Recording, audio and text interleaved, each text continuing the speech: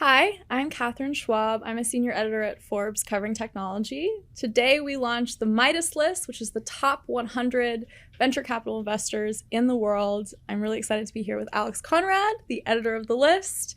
Alex, can you tell me about what is Midas? How do we rank the top 100 investors in the world? Of course. Thanks, Catherine. So we've been doing the Midas List of Forbes for 22 years, since 2000, with 1 year off in the previous financial crisis.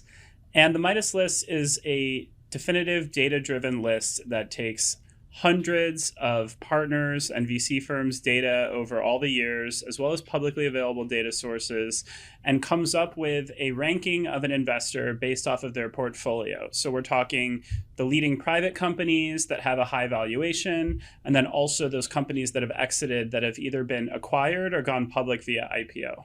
Okay, so we launched this list today. What are the biggest takeaways for you covering venture capital when you look at this year's list?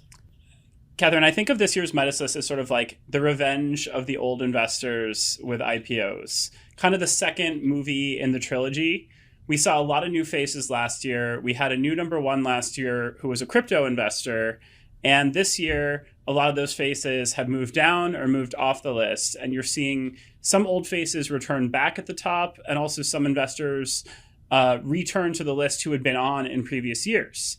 And I think the reason you're seeing that is there just aren't any IPOs happening. We're seeing valuations drop.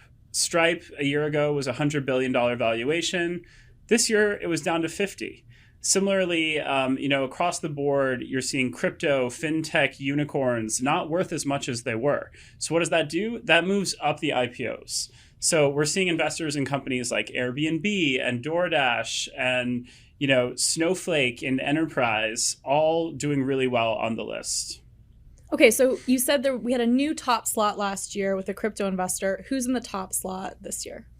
So a investor who's kind of considered the leading face of venture capital in China, named Neil Shen, is back at number one on this year's list. Neil actually had a multi-year run at the top of the list before the recent kind of bull run that ended last year.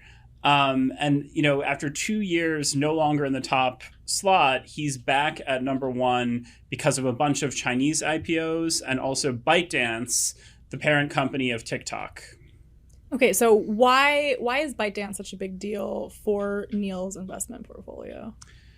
ByteDance is, by all accounts, the most valuable startup in the world. It traded at twice what it did on the secondary markets 2 years ago, but even at $220 billion, that's $80 billion more than the next most valuable startup in the world, which is Elon Musk's SpaceX. So anyone who's an investor in ByteDance is going to see a big boost on the Midas List unless they invested very recently at one of those super high price tags. Now, I want to caution that the Midas List does value private companies less than it does a public exit, because cash in hand from an IPO or a sale is going to be worth more to a venture capitalist than paper gains that haven't actually translated yet. But you just can't ignore 220 billion. And so ByteDance is still the biggest driver on this list and put a few other investors on the list as well.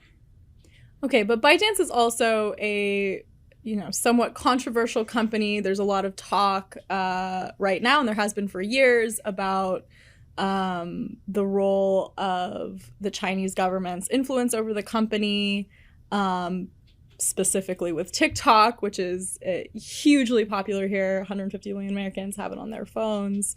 How does that complicate what venture capitalists can expect when looking at an exit with ByteDance?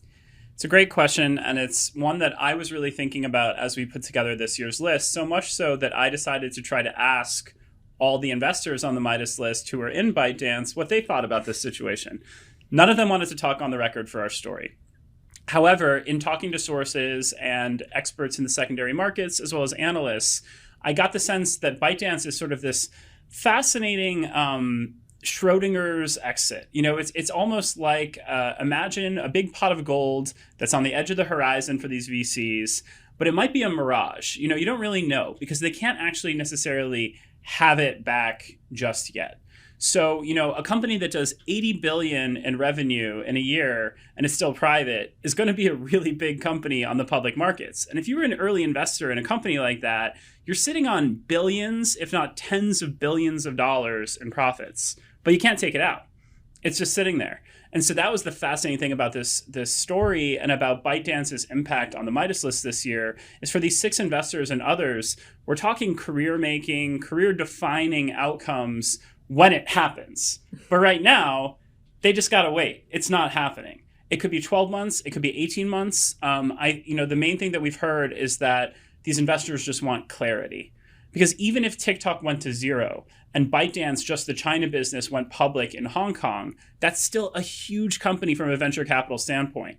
Of course, it'd be even better if TikTok could continue to operate, or if it was split in 2, and maybe these VCs could somehow get 2 IPOs out of it. That would be even more money for them. So from a purely capitalistic standpoint, this is a massive, massive outcome that is just out of reach.